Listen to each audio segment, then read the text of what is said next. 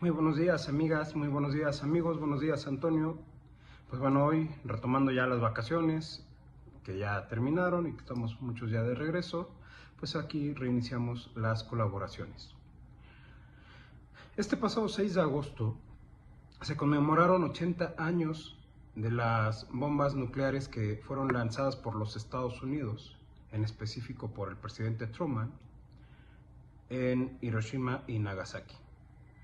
La suma de muertes de estas dos ciudades fue de más de 200,000 personas. En su mayoría fueron civiles. La primera bomba fue lanzada el 6 de agosto a las 8:15 sobre Hiroshima en el avión B-29 llamado Enola Gay, y la bomba tenía el satírico nombre de Little Boy, o sea, un niño pequeño. La segunda bomba fue lanzada 3 días después, el 9 de mayo, sobre Nagasaki, y esta llevaba el nombre de Fat Boy. Aunque las dos bombas son nucleares, tenían procedimientos distintos y tecnologías un poco distintas. Es la primera vez que el mundo vio la monstruosidad de la energía atómica utilizada en el campo militar.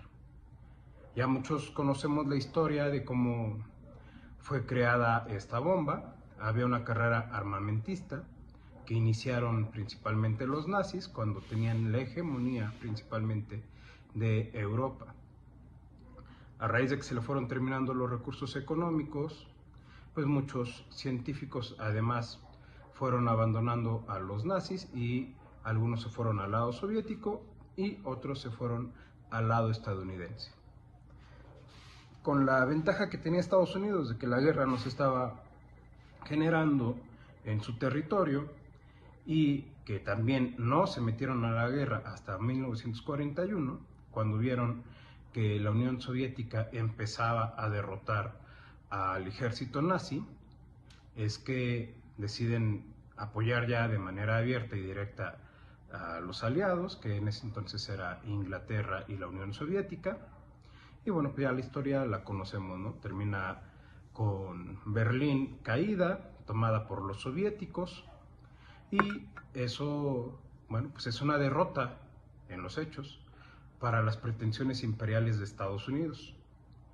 Porque en ese preciso momento, como nos decía Gramsci, que cuando lo viejo no acaba de morir y lo nuevo no termina de nacer, en ese momento nacen los monstruos, pues estaba dando el nacimiento de un nuevo orden mundial.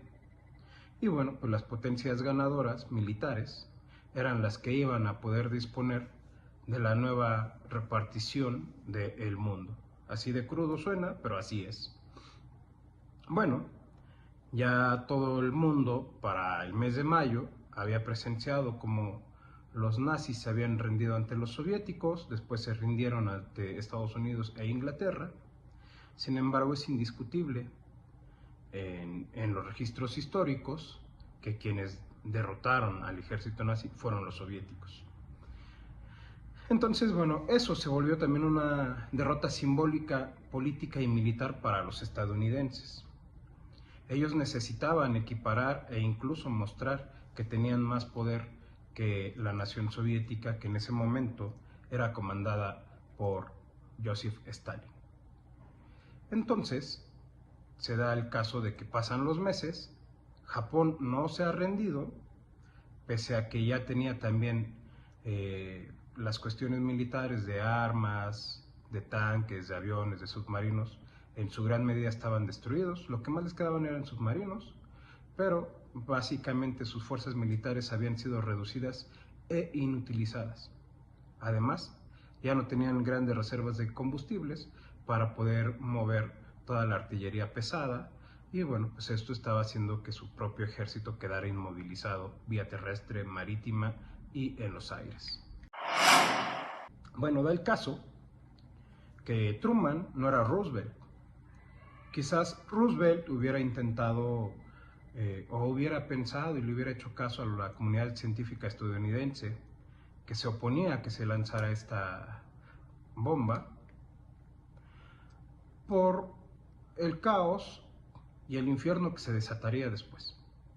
Sin embargo, Truman no. Truman ya era del ala fascista naciente en los... Bueno, no naciente, que de por sí existía en los Estados Unidos. Es más, gran parte de los empresarios y políticos que estaban en el gobierno de Truman, a los inicios de Hitler, cuando se hizo del poder y cuando su pretensión únicamente era destruir a la Unión Soviética, porque eran sus enemigos, según él,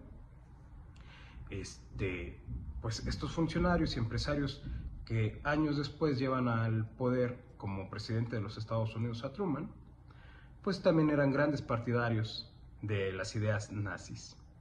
Una vez que se dan cuenta que no iba a tener viabilidad el proyecto de Hitler de tomar la Unión Soviética y destruirla, pues es que lo abandonaron. Y por eso, bueno, pues vemos grandes empresas que antes le habían dado grandes reconocimientos a Hitler, grandes alianzas, les habían hecho incluso la Coca-Cola, había generado el refresco que se llama Fanta en honor al ejército nazi, y bueno, pues ya se rompe, ¿no? Bueno, después de este pequeño compás, regresamos a lo que está pasando ya en agosto de 1945.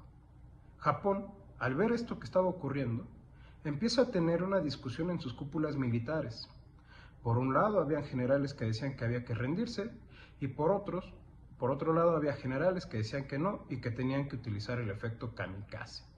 Es decir, que incluso su propia población tendría que pelear contra los ejércitos integrantes de los aliados para que no tomaran al país Japón. Sin embargo, bueno, pues ya la derrota estaba en los hechos. Básicamente, lo que estaba haciendo el emperador Hirohito, que aquí tenemos que ver que él no es la nación de Japón, él es una figura feudal, pues era negociar los mejores términos de rendición. Y evidentemente, estos mejores términos de rendición los iba a tener con quien le diera las mayores garantías de que él seguiría en el poder, de que no sería juzgado y tampoco sería fusilado o asesinado o ahorcado. En este tenor es que se empiezan a dar estas tensas negociaciones, se emite el Tratado de Potsdam, donde Inglaterra, Estados Unidos y Chiang Kai-shek, que en ese entonces era el presidente de China, pues le dicen a Hirohito que tienen que rendirse y que en este Tratado de Potsdam, pues se tiene que castigar a todas esas personas que engañaron al pueblo japonés y que los llevaron a esta calamidad de la guerra. Por el otro lado, pues esta es la propuesta que hace el mundo occidental. Por el otro lado, pues está Stalin en la Unión Soviética, y bueno, pues Stalin en la Unión Soviética le dice, a ver, todavía no estamos en guerra tú y yo, Japón, vamos a negociar cuáles son los términos de la rendición para ver si yo medio como intermediario entre Estados Unidos y tú. Evidentemente, el mundo soviético es mucho más avanzado que el mundo occidental. En el mundo occidental, tan solo en Inglaterra todavía siguen teniendo esta figura feudal, que son sus reyes. En ese entonces era la reina Isabel y el rey Juan Carlos. Los soviéticos de ninguna manera hubieran permitido que siguiera una figura como Hirohito. Es más, hubieran establecido una democracia popular parecida a la soviética o como la que años más tarde la Revolución China, encabezada por el presidente Mao Zedong, instauró en 1949 en China, dándole inicio al fin de los 100 años de la humillación a la que fue sometida esa gran nación. Bueno, da el caso que ya en esta configuración geopolítica y esta guerra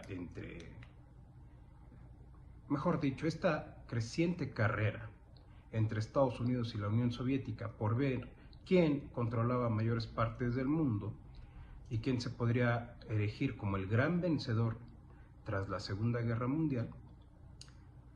Y de esto se da cuenta Hirohito, de esta contradicción que hay entre estos aliados, pues es que él empieza a jugar para ver quién le puede dar mejores condiciones de rendición.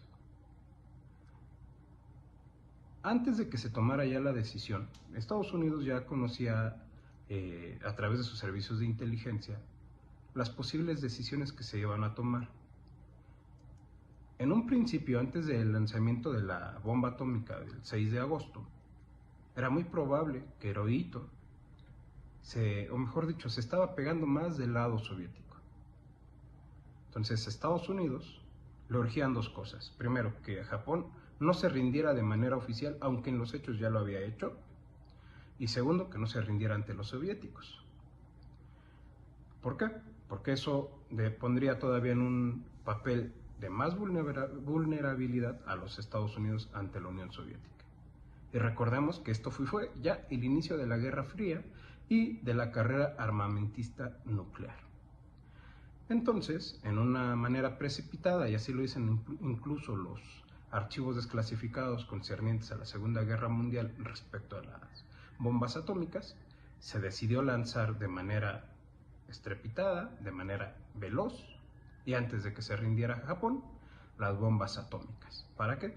Para mostrar el poder que ahora tenían los Estados Unidos y que ningún otro país en el mundo en ese momento tenía esa tecnología destructiva. Evidentemente eso sirvió. 3 días después lanzan la bomba en Nagasaki, y esto hace que el 10 de mayo Hirohito comunique su capacidad de que sí se va a rendir ante Estados Unidos, y para el mes de septiembre se firma ya la capitulación de manera oficial ante los aliados, pero principalmente ante los Estados Unidos. Esto trae como consecuencia que Estados Unidos ocupa militarmente a Japón, pone ya más bases nucleares, les prohíbe incluso hablar sobre las bombas atómicas, y el hecho de esto que arrojó Estados Unidos es que en la ceremonia de celebración de los 80 años de que fueron arrojadas estas bombas atómicas, la ONU, este señor Guterres, no hizo ni una sola mención de condena a los Estados Unidos por haber lanzado estas bombas atómicas, cometiendo asimismo crímenes contra lesa humanidad, porque las bombas no mataron militares en activo. Las bombas no destruyeron solamente instalaciones militares o fábricas de armas.